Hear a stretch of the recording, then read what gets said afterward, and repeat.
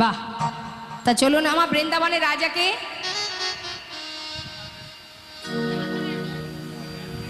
বৃন্দাবনের রাজা রাধারানী, তাই তো? তা চলুন আমরা রাজার জয় দিতে দিতে যেতে হবে তো। হ্যাঁ, তা চলুন। মায়েরা উলুধ্বনি জানেন? জানেন তো? বাহ, একটু উলুধ্বনি করুন তো শুনি। হরে কৃষ্ণ হরে কৃষ্ণ। বৃন্দাবন ধাম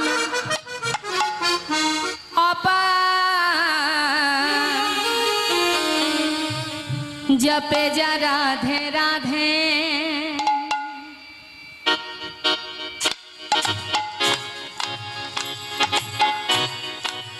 राधे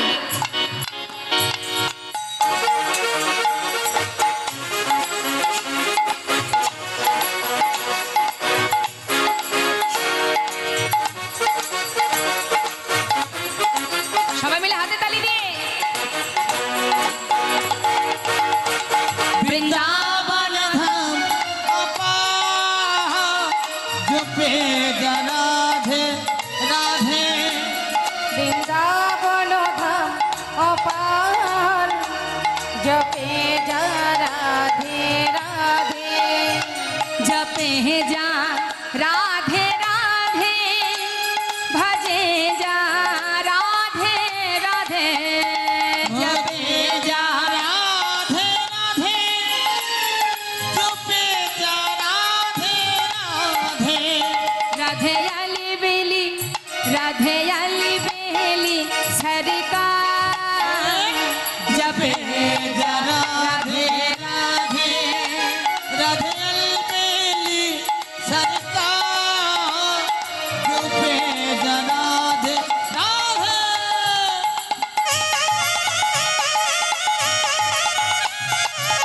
जय राधे।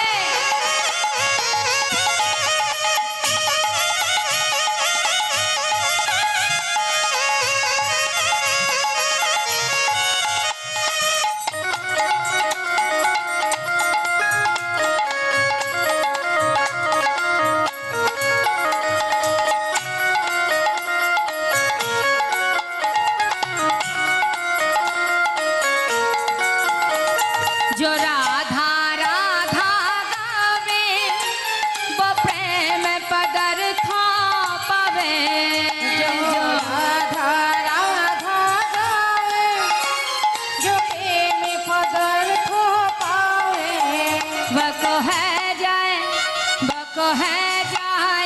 बेड़ा पार, जपे जा राधे राधे, बत हो जाए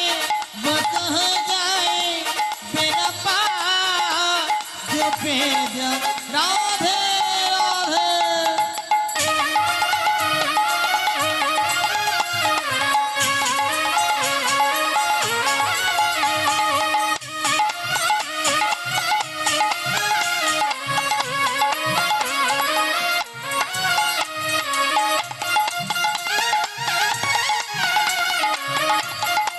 राधे। जो राधा नाम न हो तो रसराज बेचारो रतो, जो राधा नाम न हो तो रसराज विचारो रोतो, नहीं हो तो कृष्ण अवतार, जपे जा राधे राधे, नहीं हो तो कृष्ण अवतार, जपे जा राधे राधे। वृंदावन धाम अपार जपे जा राधे राधे, भजे जा राधे राधे, भजे जा राधे राधे, भजे जा राधे राधे, भजे जा राधे राधे। राधा रानी की जय वृंदावन धाम की जय, बांके बिहारी लाल की जय। जय राधे श्याम। मधुमय श्रीधाम वृंदावन भगवान कृष्ण যিনি যমুনার বাসনা পূর্ণ করবার জন্য এই নৌকা বিহার লীলা করেছিলেন। দেখুন, প্রত্যেকটা লীলার একটা পটভূমি থাকে মা। বৃন্দাবনের রাধা গোবিন্দ যে লীলা করেছেন, এই লীলার কারণটা কি না, গোলকধামে, যেখান থেকে আমরা এসেছি আর কি, গোলকধামে ভগবান কৃষ্ণচন্দ্র তিনি বিরজার কুঞ্জে গিয়েছিলেন। মনে বাসনা ছিল বিরজার কুঞ্জে যাবে। তা ঠিক সেই সময় দেখুন, এই দাপর যুগে বৃন্দাবনে শ্রীমতী রাধারানীর উপনায়িকা ছিল কে, মানে বিপরীত রমণী হলেন চন্দ্রাবলী, আর গোলকধামে রাধারানীর বিপরীতে যে রমণী ছিলেন তিনি হলেন এই বিরজা। আস্তে, কথা নয়, কথা নয়। এখন ওই বিরজার কুঞ্জে যাবেন, গোবিন্দের মনে বাসনা যে আমি বিরজার কুঞ্জে যাব। যখন বিরজার কুঞ্জে যাচ্ছেন তখন সঙ্গে করে নিয়েছে শ্রীদাম সখাকে।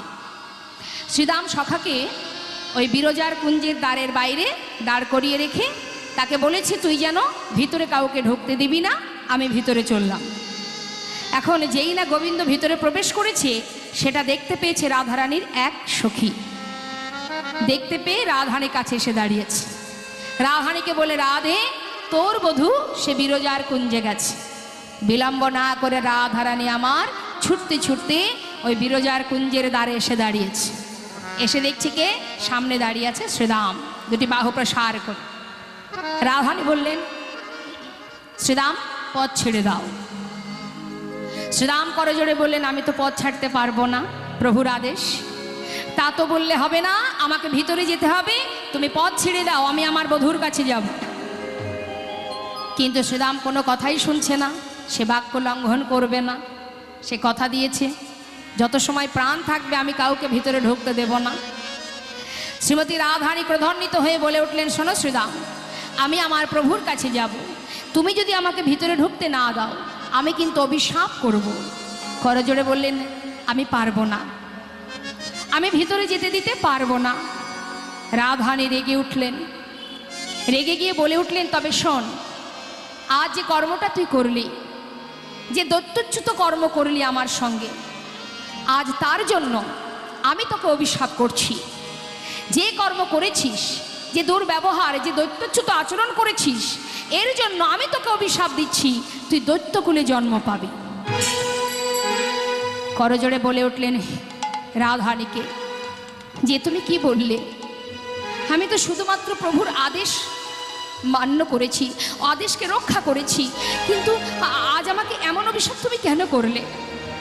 এদিকে কি হলো মা, শ্রীরামকে সরিয়ে যখন রাধারানী ভিতরে ঢুকতে যাবে, এমন সময় গোবিন্দ দেখলেন রাধারানী এসেছে, তাই বিলম্ব না করে বিরজাকে যমুনা করে যমুনার উপরে সর্প হয়ে গোবিন্দ সাঁতার দিচ্ছেন। সর্প হয়ে যখন সাঁতার দিচ্ছে, ঠিক সেই সময় শ্রীমতী রাধারানী তিনি গোবিন্দকে দেখতে পান। আর যমুনাকে দর্শন করে, মানে বিরজা যখন যমুনা হলো, দর্শন করে বলে উঠলেন, ওরে বিরজা, তোর এত বড় সাহস, তবে শোন, এতই যখন তোর নদী হবার শখ, আমি তোকে অভিশাপ করলাম, তুই বৃন্দাবনে নদী হয়ে জন্মগ্রহণ করবি। সেই যে নদী, ওটাই কিন্তু মা যমুনা। যখন বিরজা চোখের জলে বুক ভাসিয়ে কাঁদছে, তখন গোবিন্দ বললেন, তুমি চিন্তা করো না বিরজা, তোমাকে যেমন অভিশাপ দিয়েছে শ্রীরামকেও অভিশাপ দিয়েছে, আর শ্রীরামও তেমন রাধারানীকে অভিশাপ দিয়েছে। কেন বললেন, শ্রীমতী রাধারানীকে বলেছিলেন যে তুমি যে আমায় অভিশাপ দিলে, আমিও তোমায় অভিশাপ দিলাম, যাকে ক্ষণিকের জন্য না দেখে থাকতে পারছো না, 100 বৎসর তাকে হারা হয়ে তোমাকে দিন কাটাতে হবে। শ্রীমতী রাধারানী 100 বৎসর গোবিন্দ হারা হয়েছিলেন মা, ওই শ্রীরামের অভিশাপে। তাই ভগবান বললেন, বিরজা, তুমি বৃন্দাবনে নদী হয়ে জন্মাবে, নাম হবে তোমার যমুনা। আর শ্রীরাম দৈত্যকুলে জন্ম নেবে, তার নাম হবে শঙ্কাচূড় দৈত্য। শ্রীমতী রাধারানীও যাবে, আমিও যাব। বিরজা বললেন, প্রভু, আমার মনে বাসনা ছিল তোমরা যুগলে আসবে, আমি যুগল দর্শন পাবো, আমার মনোবাঞ্ছা পূর্ণ করব। তুমি একা কেন এলে? গোবিন্দ বললেন, চিন্তা করো না বিরজা, যখন আশা তোমার পূর্ণ করতে পারলাম না, এই আশা পূর্ণ হবে দ্বাপর যুগে, যখন আমি কৃষ্ণ হয়ে যাব, রাধারানীও যাবে, দুজনে যত যত আমি লীলা করব, তোমার ওই যমুনার তীরেই লীলা করব। আর তোমারই বক্ষের উপরে একদিন আমরা যুগলে ওই যমুনার জলে নৌকা বিহার করে তোমার মনোবাঞ্ছা পূর্ণ করব। নিতাই গৌর হরিবোল হরিবোল। তাই আজ আমার ভগবান কৃষ্ণ, তার মনে পড়ে গেল সেই নৌকা বিহারের কথা। তাই তিনি বিলম্ব না করে সখাগণকে সঙ্গে করে নিয়ে আজ তিনি চললেন বনমাঝে। বনমাঝে গিয়ে খেলা খেলতে খেলতে হঠাৎ তার রাধার কথা মনে পড়ে যায়। আর যেই না রাধার কথা মনে পড়েছে মা, হঠাৎ বলাই দাদা দেখে, কানাইকে দেখে বুঝতে পেরেছে যে নিশ্চয়ই কানাইয়ের রাধা দর্শনের বাসনা জেগেছে। কারণ বলরাম কিন্তু ভাই কানাইকে পঞ্চভাবে সেবা দেন, তার অন্তরের কথা বুঝতে পারতেন বলরাম। তাই তিনি ছলনা করে কানাইকে বলছে, কানাই, সারাদিন ধেনু চড়াতে চড়াতে আমি বড় ক্লান্ত ভাই, এবার আমি একটু বিশ্রাম চাই। বেশ দাদা। পরিশ্রান্ত হয়েছে বলে যেই না শুয়ে পড়েছে মা, এমন সময় বলরাম যখন ঘুমিয়ে আছে, ঠিক সেই সময়, সত্যি সত্যি তো ঘুমায়নি, ঘুমিয়েছে ছলনা করে। কেন? আমি না ঘুমালে তো কানাই যেতে পারবে না, নতুন লীলা করবে, তাই আমি যত সময় না ঘুমাবো যাবে কি করে? তাই ঘুমিয়ে আছে কপট নিদ্রায়। আর এদিকে কানাই গিয়ে ডাকছে, দাদা, দাদা তুমি ঘুমালে নাকি? দাদা তুমি ঘুমালে নাকি? ডাকলে সারা।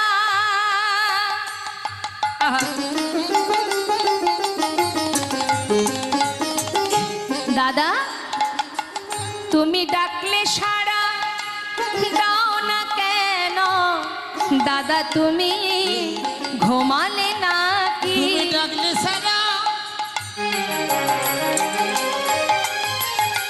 দাও না কেন?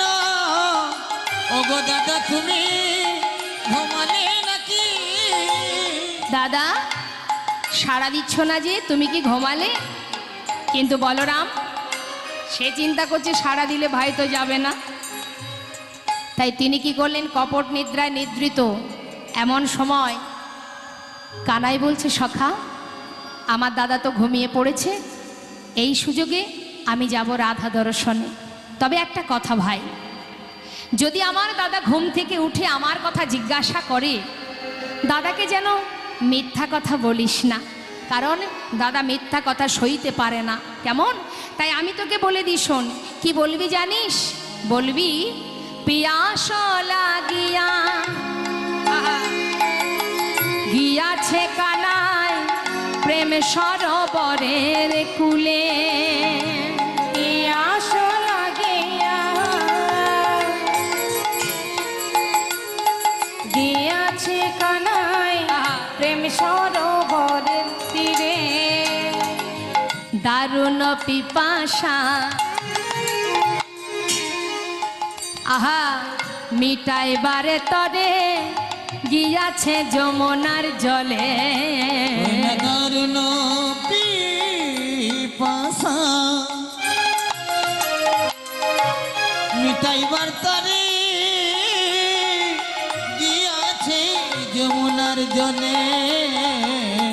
দাদার মিছা কথা বলো না গো, মিছা কথা বলো না গো। সে যে মিছা কথা সইতে না রে, যেন মিছা কথা বলো না গো। মিছে কথা সহিতে না রে, দাদার মিছা কথা বলো না গো। সত্য যাহা তাহাই বলো, যেন মিছা কথা বলো না রে। সত্য যাহা তাহাই বলো, মিছা কথা বলো না গো। গিয়াছে যমুনার জলে গিয়াছে যমুনা জলে। মিথ্যা কথাও বলবে না, আবার সত্য কথাও বলবে না। এমনভাবে বলবে যে আমি পিয়াসও লাগিয়া গিয়াছে কানাই প্রেম সরোবরের কূলে, দারুণ পিপাসা মিটাইবার তরে গিয়াছে যমুনার জলে। তার মানে কি সত্য কথাও বলা হলো, আবার একটু ঘুরিয়ে বলা হলো। এবার গোবিন্দ বিলম্ব না করে সখাগণকে রেখে ধেনুবৎসকে দিয়ে এবার আমার গোবিন্দ চললেন মা। হরিবোল হরিবোল। যাচ্ছে, কেমন ভাবে যাচ্ছে সখাগণকে ত্যাগ করে। সখাগণ সঙ্গ ছড়ি যদু নন্দন চলত হিনা গররা। সখাগণ সঙ্গ চরি যদু নন্দন ফলতহীনা গরুরা। ভাবিনি মনোরথে চলিল বিভিন্ন ও পথে। ভাবিনী মনোরথে চলিল বিভিন্ন পথে। ভাবিনি মনোরথে চলিল বিপিন পথে। সাদিতে মনমথকা আর সাধিতে মনমত ওই সাজতে মনের মতো কাহা। আজ আমার গোবিন্দ যাচ্ছে মা মনোরথে করে, সাধিতে মনোমত কাজ, মানে মনের বাসনা পূরণ করবে বলে যাচ্ছে ছুটতে ছুটতে।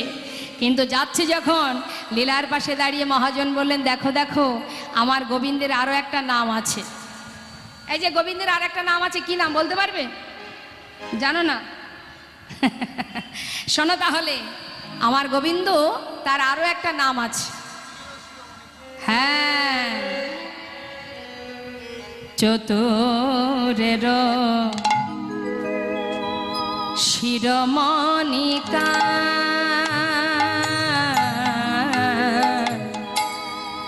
চতুরের চতুরের শিরমণিকা।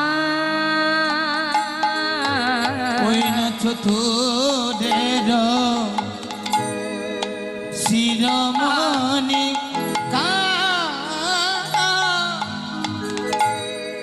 হেরি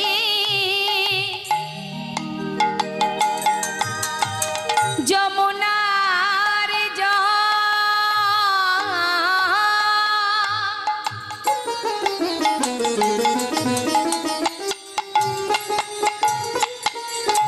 প্রাণ গোবিন্দ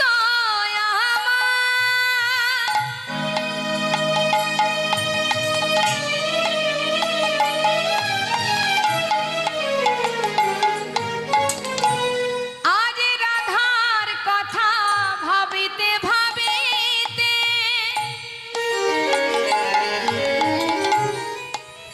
নব নব লীলা করিবে বলে চলিল আজি মনোরথে করে। গোবিন্দ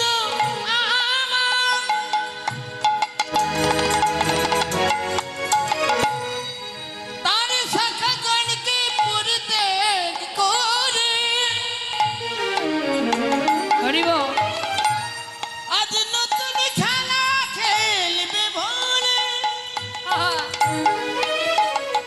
প্রাণ গোবিন্দ আমার চলে যাই গো। হরিব ওই বিনোদিয়া বিনোদিয়া বেশে চলে যা।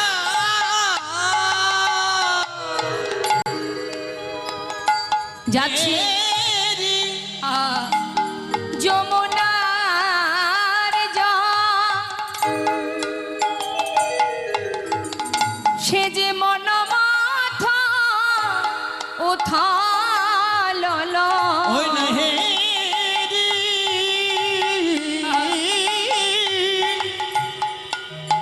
যমুনা যায়